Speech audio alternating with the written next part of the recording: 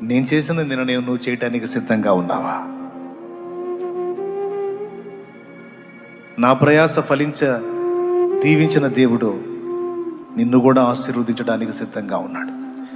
నేను మదన పడిన అప్పులని భయపడిన అప్పులు ఒకే ఒక్క రోజులో లేకుండా తీసేశాడు ఆయన. ఈరోజు గిలగిలాడుతున్నావుగా, అప్పులని. ఒక్క అద్భుతం చాలు, అడ్రస్ కూడా ఉండదు నీ అప్పు యేసు నామములో.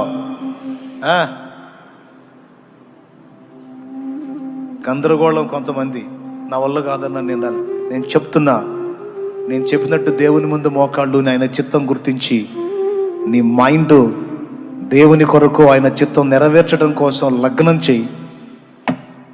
నీ పక్షంగా ఆయన చెయ్యి చాపి నీకు అవరోధంగా ఉన్న వాటన్నిటిని తొలగించి నీకు స్వేచ్ఛని ఇవ్వకపోతే అప్పుడు అడుగు.